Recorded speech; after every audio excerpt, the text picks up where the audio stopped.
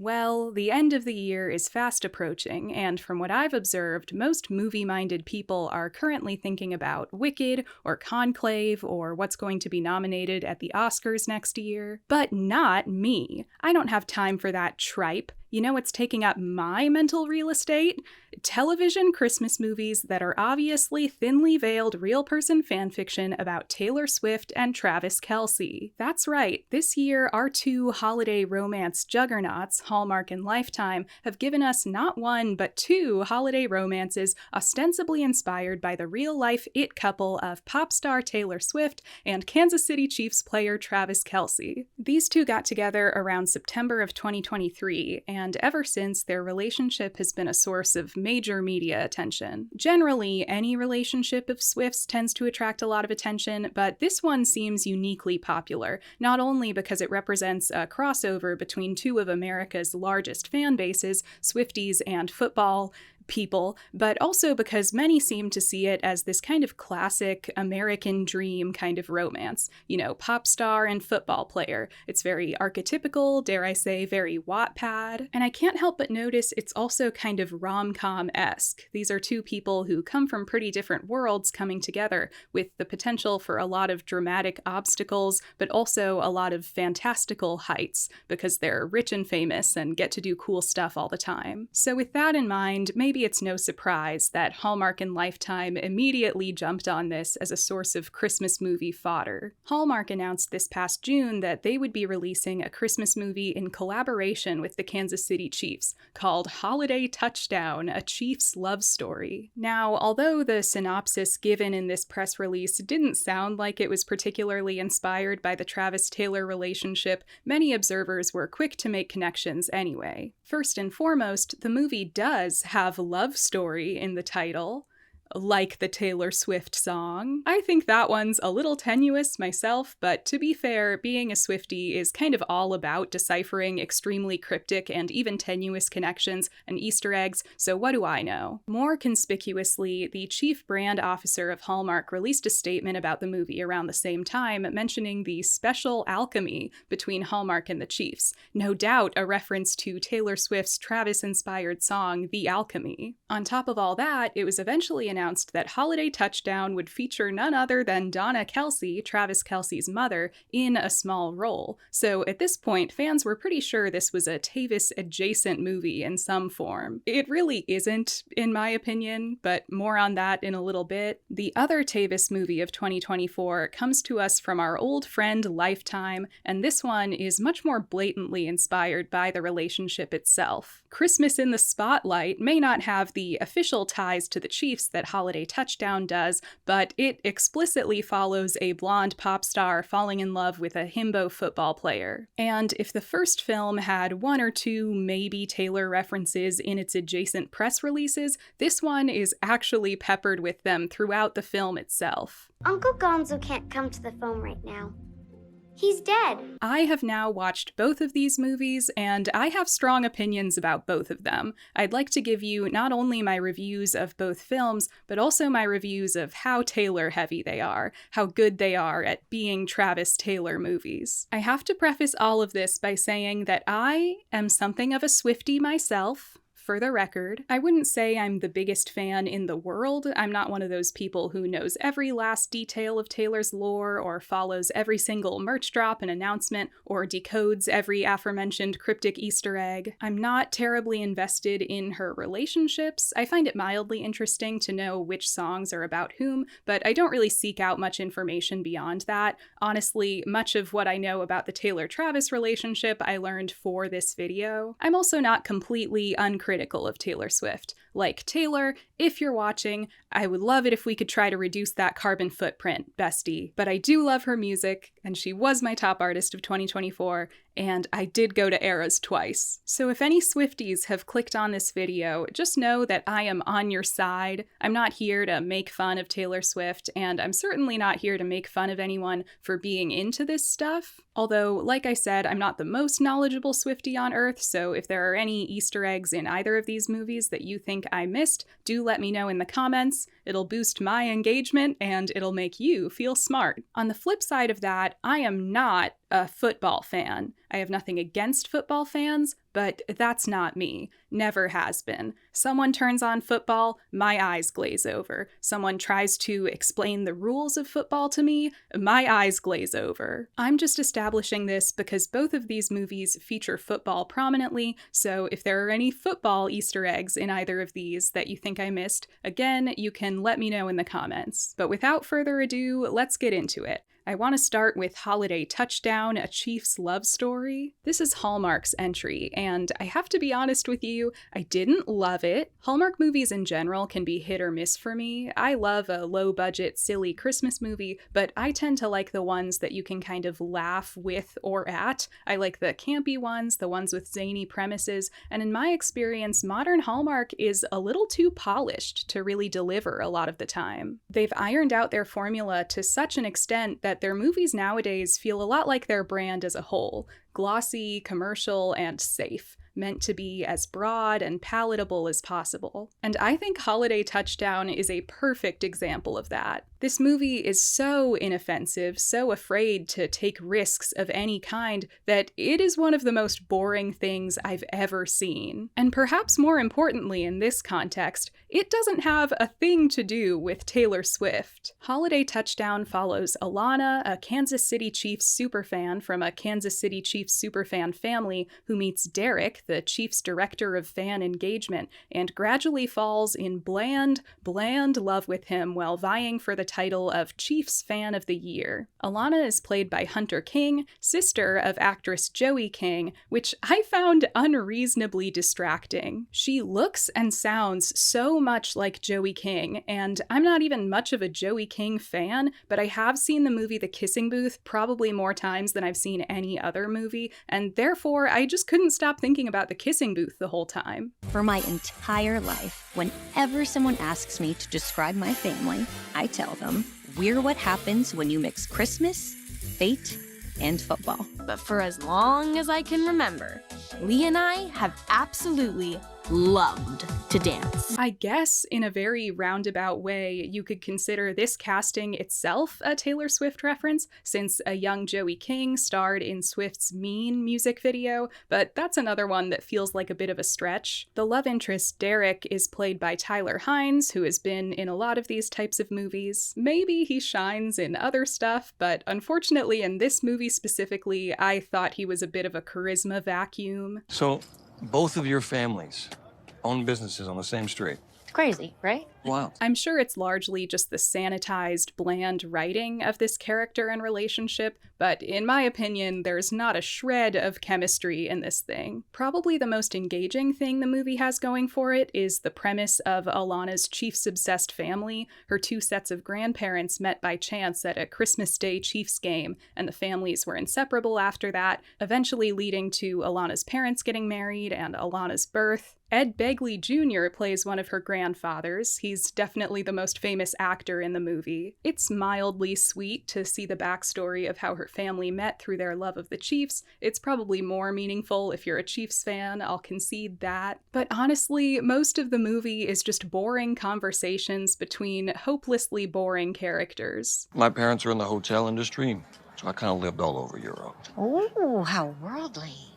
So how does your wife or girlfriend like Kansas City so far? Probably the weirdest thing, story-wise, is how much of the movie revolves around the main character's family's lucky hat. She introduces this to the guy early on, that her grandpa was given a Chiefs hat by a Salvation Army Santa back in the day, and ever since, the family has believed that if one of them wears the hat on Christmas, the Chiefs will win. It's because we only get to the Super Bowl if someone in our family wears the hat on Christmas.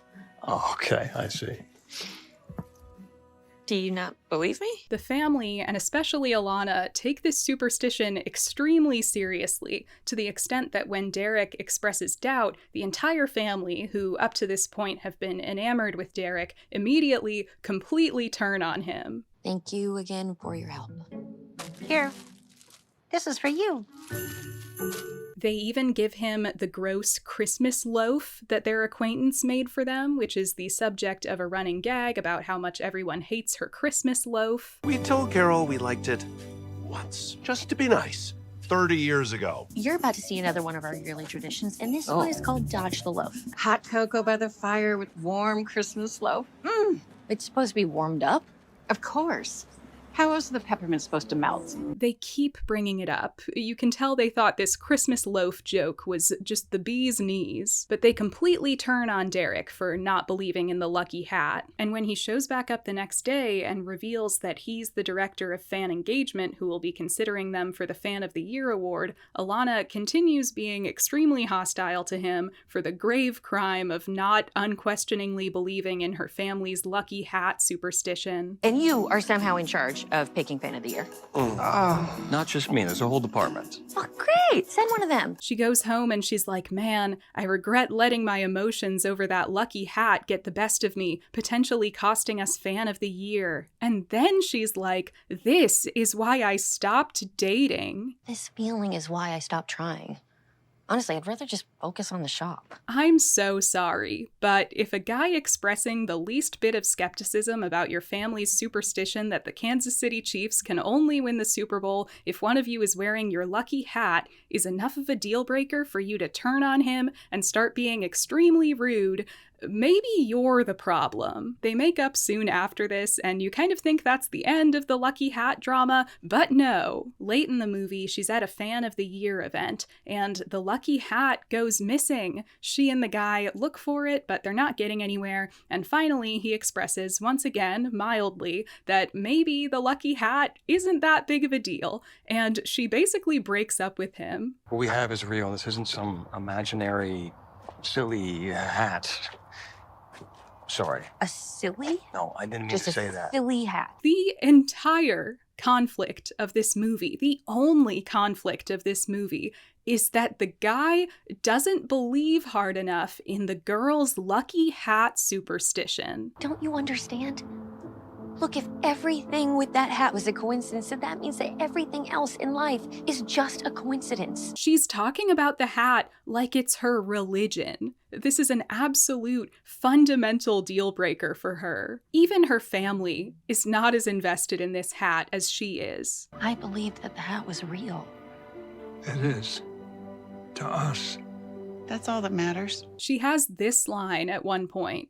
Everybody just keeps saying how Derek and I got together because of the hat. And it's like, girl, who is saying that other than you? At the climax of the movie, Alana makes a Fan of the Year speech to a stadium full of Chiefs fans, and Derek reveals that he solved the problem by mass-producing the hat so that everyone gets to go home with a lucky hat. And finally, Salvation Army Santa comes up and returns the hat, and it's seemingly the same Santa that originally gave the grandpa the hat in the 60s. Go Chiefs!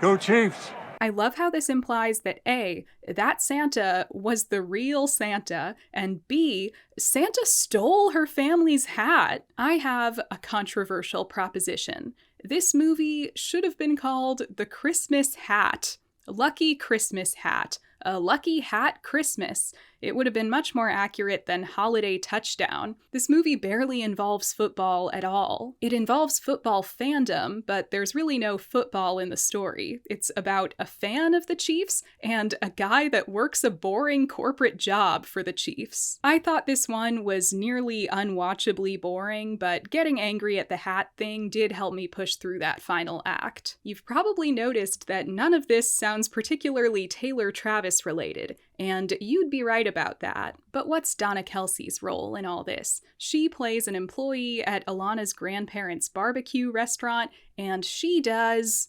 okay. I'll take a Norma and Nick's super platter for this newbie. You got it, Donna. I was actually kind of obsessed with her acting. I can't say it's great acting, but that's why I was obsessed with it. Okay, I'll do the flour. Don't force it, ladies. Just let it happen. Trust me on this one.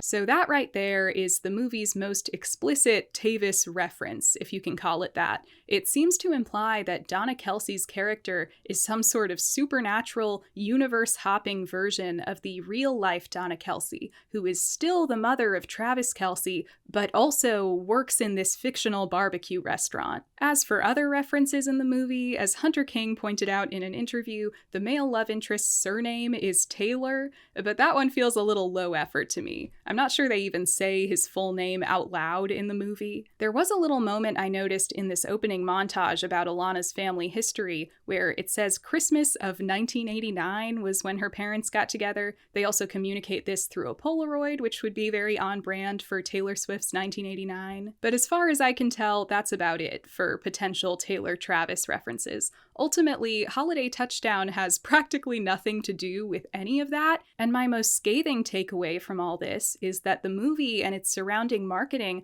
honestly feel like cheap attempts to gain Swiftie viewers without actually delivering an entertaining Christmas movie, let alone any sort of love letter to Swift or Kelce's fans. I can only imagine the higher-ups at Hallmark thought the recent crossover of Chiefs fans and Swifties could spell an opportunity for the brand, which caters to a largely female audience, no doubt one that has some overlap with Swifties, to cash in on that crossover. Hallmark is based in Kansas City, after all. I wouldn't be so hard on them if it weren't for the fact that they were clearly courting Swifties with things like the alchemy comment, or interviews like these, or even the casting of Donna Kelce specifically. It makes the whole thing feel a little dishonest, like the Swiftie equivalent of queerbaiting. So for any Swifties out there who are considering watching Holiday Touchdown for the potential Taylor Easter eggs, I'd skip this one. There are far better TV Christmas movies out there. In fact, there are even better Taylor Swift-inspired TV Christmas movies out there. Oh, look!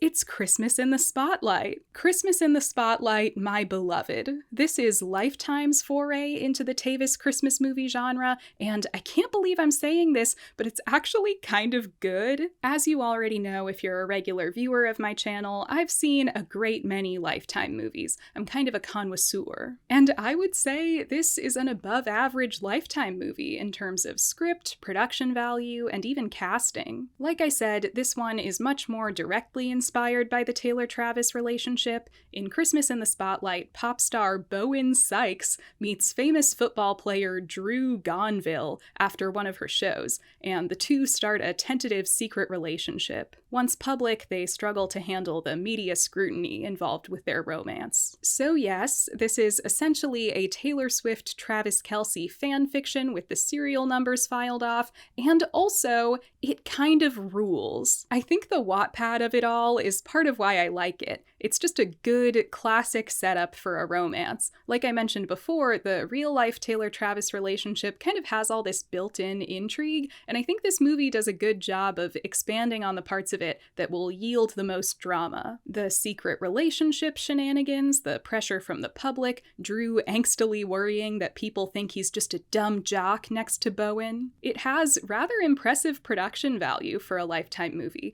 It features original songs for Bowen, which I think is admirable. The first time we met, it was snowing. You took my hand, I was glowing. Just one kiss, you were my Christmas wish. They're not the best thing you've ever heard, but for a Lifetime movie, they're also really not bad. I don't know that I would listen to them outside of this movie, but I do think they do a fine job at approximating generic pop songs. They're not distractingly low quality or anything. I checked the Letterboxd reviews for this movie, and I saw all these people acting sort of scandalized that the Bowen Sykes songs didn't measure up to the real Taylor Swift's discography. And I was sort of like, come on, guys, how much money do you think they're working with over at Lifetime? They churn out like 5,000 of these per year. Sometimes you have to kind of meet these movies where they're at. I was hard on Holiday Touchdown because even with their budget constraints, it still feels like they chose laziness. Christmas in the Spotlight, on the other hand, is clearly working with a low budget, but it feels like there's still a lot of effort on display. I also thought the fancier costumes and sets were decently convincing. I've sometimes had the experience where you're watching a Lifetime Christmas movie that's supposed to be depicting royalty, for example, and it just laughably, obviously doesn't have the budget to deliver. I didn't feel that way here. I admire how ambitious the whole thing is. They're depicting pop concerts and football games, and they really make a swing for it. It feels like they actually wanted to deliver a real, exciting movie, unlike Holiday Touchdown. I think the romance is pretty good. I like the lead actors. I think they have actual chemistry. I especially liked the male lead. He's super charming. He does the approachable himbo thing very well. The guy's fictional football team is called the Bombers, and this leads to a genuinely funny moment in his and Bowen's meet-cute where he, having snuck backstage to meet her, introduces himself as a bomber. I'm a bomber. Oh, no.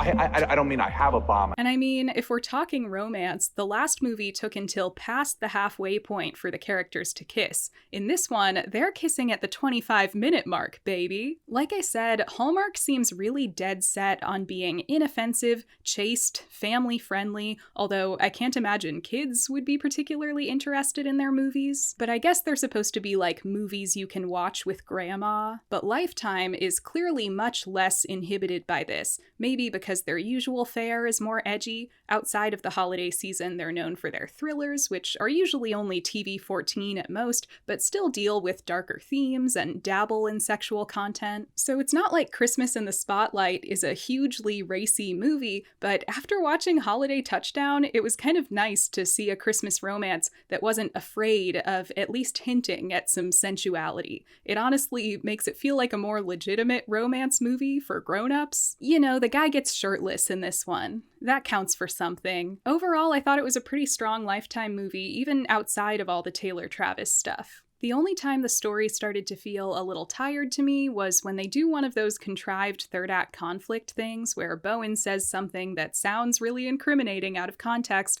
and of course she was unknowingly being recorded, and that unflattering soundbite messes up her relationship with Drew. Call it the old high school musical. Gabriella is not important.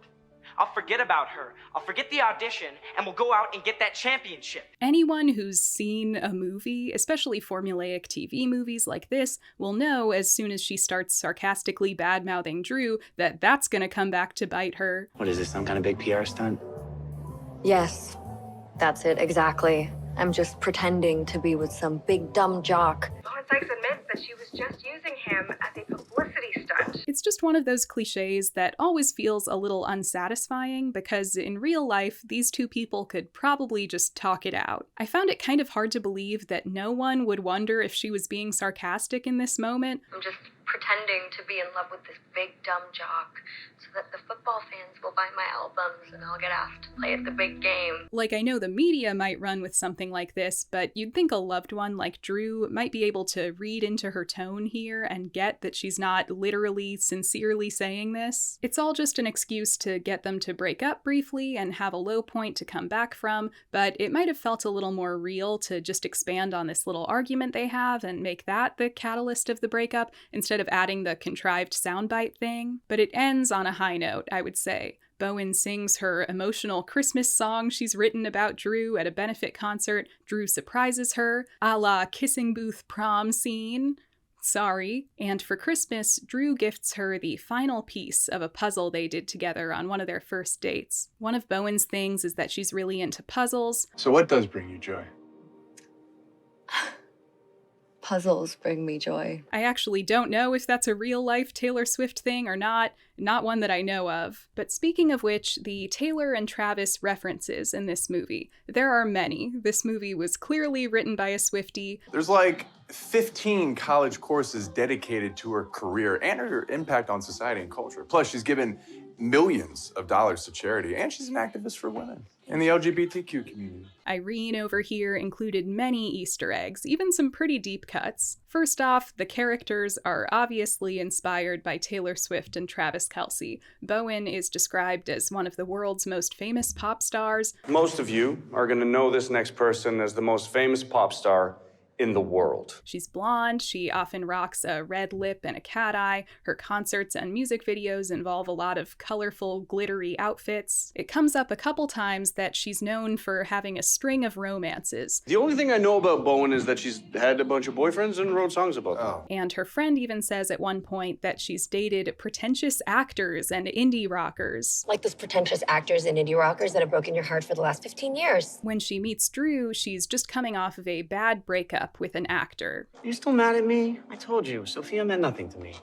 Just meant that you're a liar. Now, if anything, I feel like maybe this guy is supposed to be kind of an amalgam of both Joe Alwyn and Maddie Healy, minus the whole British thing. He's an actor like Alwyn, but he's presented as a real smug, attention-hungry jerk, which reads more Healy to me. I hate that guy. But also, most of these comparisons aren't 100% one-to-one. He might be supposed to represent neither. Bowen likes to bake, which I believe is also true of Taylor Swift. Bowen's fans are called arrowheads because bow, arrows, get it? It's what they call her fans. Bows, arrows, Bowens, get it? The Chiefs play in Arrowhead Stadium, and that's also where Travis Kelce first saw Swift perform. Bowen's fans make friendship bracelets like Swifties do, and towards the end of the movie, Drew's niece even makes him one of those Swiftie friendship bracelets that has a huge inscrutable acronym on it that represents a line of lyrics. Even in the darkest night, I'm gonna shine, shine, shine. And then you have Drew. In addition to presumably being named after the object of Swift's Teardrops on My Guitar, Drew is a football player with an older brother who's also a football player, and the older brother is married with kids. So that's pretty similar to Travis Kelce's real life. He has a doting mother, he's known for his goofy personality, and he's a big Bowen Sykes fan. Both characters have some notable differences from Swift and Kelce, though.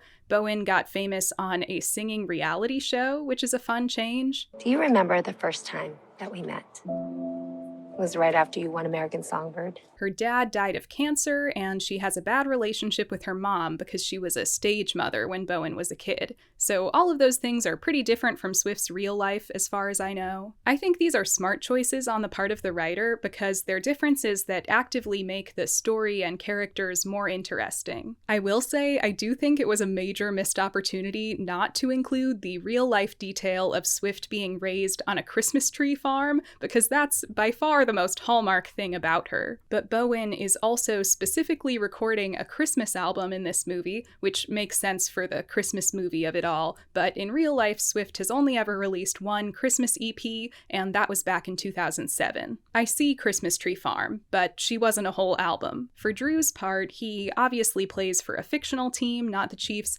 and in this movie, he and his brother play on the same football team, and that's even kind of important to the plot at times, whereas in real life, Travis and Jason Kelce played for different teams, and Jason is now retired. Like I said, I know very little about football, but for the record, in this movie, Drew is a wide receiver and his older brother is a quarterback. In real life, Travis Kelce is a tight end and Jason Kelce was a center. I don't really know what that means, but I did look it up. The movie also has this narrative about Drew feeling like he's in his older brother's shadow, and I guess I don't know enough about the Kelce brothers' personal relationship to know if there's any truth to that, but the whole dynamic between them in the movie seems like mostly artistic license. The Drew-Bowen relationship in the movie definitely has some echoes of the Travis-Taylor relationship timeline. Similarly to real life, Drew attends one of Bowen's concerts and then publicly states that he'd like to date her, after which Bowen reaches out to him privately. They date in secret for a while until she eventually makes a public appearance at one of his games, and then they date publicly. I believe most of that is pretty close to how Travis and Taylor started dating, other than this added detail where they first meet backstage at the concert Drew attends. Then there are all the little Taylor lyric Easter eggs. There's a "Look What You Made Me Do" reference. I'm sorry, Uncle Gonzo can't come to the phone right now. He's dead. A "But Daddy, I Love Him" reference. 'Cause I Googled you and you're quite the wild boy. A "You Belong With Me" reference. Growing up, I was never really the cheerleader type. more of a Bleacher girl. An I Can Do It with a Broken Heart reference. I'm a tough kid. It's kind of impressive that they managed to get Tortured Poets Department references in this thing when that album only came out in April of this year. The turnaround time for Lifetime movies must be wild. Maybe I'm reaching, but I feel like this line could be interpreted as an if this was a movie reference. I feel like I'm in a movie. There's an alchemy reference. The alchemy between these two is off the charts. And one of these anchors is named Amy. There's a You're Losing Me reference. You're the best thing at this party. A Wonderland reference. You think you're Wonderland, but you're really just a big, empty hole. A Better Man reference. He's a better man than you in every way. And of course, a mean reference. Why they gotta be so mean? And get this, one of the moments that cements this movie as a classic in my mind, there is even a reference to Travis Kelce's squirrel tweet. The tweet from 2011 with a bunch of typos where he's talking about feeding bread to a squirrel. I just gave a squirrel a piece of bread and it straight smashed all of it. I had no idea they ate bread like that. Haha, hashtag crazy. Squirrels actually love bread. Can you finish that? Ultimately, of the two Taylor Travis adjacent TV Christmas movies released this year, I think Christmas in the Spotlight is the clear winner. And it was the underdog, the albatross even. It didn't have an official Chiefs partnership on its side. It didn't have the participation of Donna Kelce herself. And yet, it's the better movie. Holiday Touchdown, I wonder what we would have become if you were a better movie. I could see some Swifties maybe feeling uncomfortable with Christmas in the Spotlight being so clearly based on real life, like in the way some people feel uncomfortable with RPF, feeling like that's invasive or inappropriate. I can't tell you how to feel, but I do think it does a pretty tactful job of being general, not going too deep into these people's real lives, straying from reality when appropriate, making characters that stand on their own. And the best endorsement I can give it is that even if it had no connection to Taylor Swift or Travis Kelce, it's still a really solid Lifetime movie on its own. It's pretty engaging and well made for one of these things. I would just recommend it as a fun Christmas romance movie. Once again, let me know if you think I missed any relevant Easter eggs here. I'd love to know what you all thought of Holiday Touchdown, A Chief's Love Story, and Christmas in the Spotlight. I hope this doesn't reach any Holiday Touchdown superfans. I really went in hard on that one. If you want to see more from me, you can subscribe to my channel or even check out my Patreon. I sometimes post bonus videos on there, cut segments from videos, exclusive updates, etc. Recently, I've been making a series of Patreon videos about this really silly gay supernatural soap opera, Dante's Cove. We have fun over there. I also co-host a podcast now. It's called First Respodcast, and it's a rewatch podcast for the show 911. I know there's some Swiftie 911 fan crossover. I've seen all those Guilty as Sin buddy edits, so check us out. Do you guys think Taylor's gonna release Reputation Lucky Hat Edition? Is this really the best joke I could think of to end this video?